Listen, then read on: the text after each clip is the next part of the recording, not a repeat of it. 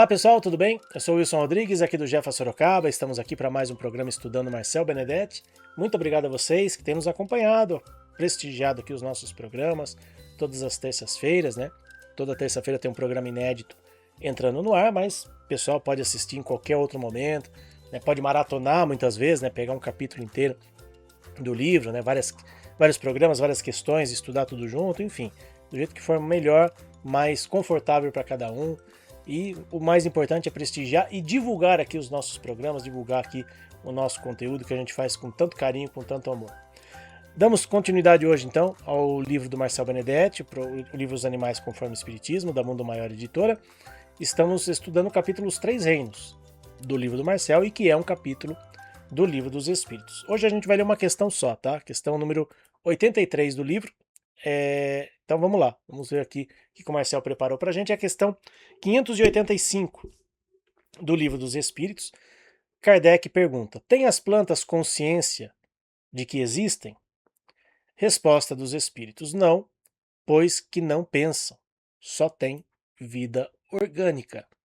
Questão 585, então, do Livro dos Espíritos. Vamos ver o que o Marcel comentou a respeito. Peter Tompkins e Christopher Bird, que a gente até viu semana passada, né, no programa anterior, mostraram que plantas têm algo que se parece com medo.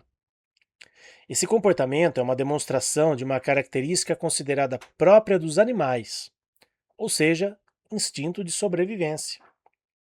Em O Livro dos Espíritos encontramos: o instinto é uma espécie de inteligência.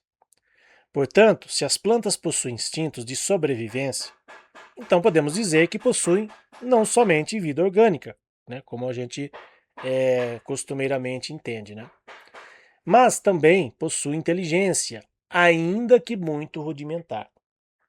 A ciência mostra que mesmo os micro-organismos, como as bactérias e os vírus, possuem algum rudimento de inteligência.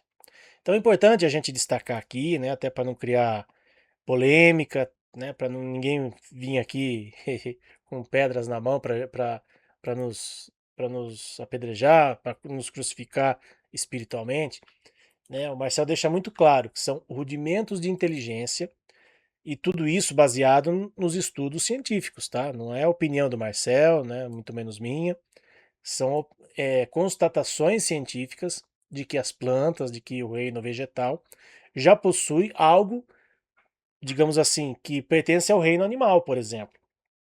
Então, estariam essas plantas, estariam esses princípios inteligentes, esses princípios espirituais já se preparando para a próxima etapa? Provavelmente. Da mesma forma que nós aqui humanos, quando a gente vê pessoas extremamente bondosas, caridosas, que destoam da curva, daquilo que a gente conhece na sociedade de um modo geral, muito provavelmente essas pessoas também já estão pleiteando, né, ou já estão quase chegando no próximo patamar evolutivo, deixando, né, por exemplo, de habitar o mundo de provas e expiações, ou não precisando mais conviver no mundo de provas e expiações para ir para o mundo de regeneração, ou até mesmo um mundo mais evoluído, né, deixar essa matéria grosseira que nós temos aqui, porque nós temos uma matéria grosseira comparado, né, com outros planetas, né, com outras situações de vida. Então, por que não pensar que nós também estamos tendo rudimentos de angelitude, né, determinadas situações que nós vemos aqui. Um grande exemplo, acho que talvez aquele que mais se aproximou de uma angelitude da qual nós estudamos e que a gente conhece apenas na teoria, talvez tenha sido Chico Xavier. Por toda a sua bondade, por toda a caridade que ele fez, amava os animais também, nos trouxe muitas informações em relação à espiritualidade dos animais em vários livros, através dos espíritos Emmanuel, André Luiz e tantos outros. Então, por que não pensar que o Chico Xavier, aqui, enquanto estava aqui encarnado na Terra, já estava pleiteando uma situação espiritualmente falando melhor, ou já tenha hoje possibilidades de habitar um mundo mais feliz, de estar num patamar evolutivo diferente de nós aqui, né, da grande camada da população humana.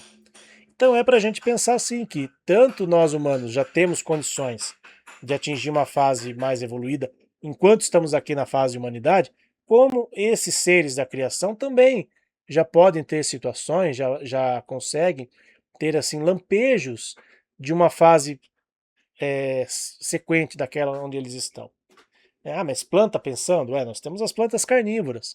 Para quem tem planta em casa, muitas vezes, eu particularmente, não é que eu não gosto, eu não sei cuidar, né? Então, se deixar a planta na minha mão, ou ela morre, ou ela morre seca, ou ela morre afogada, né? Eu não consigo ter esse discernimento ainda de poder cuidar de uma planta, né? Minha esposa fica louca da vida comigo.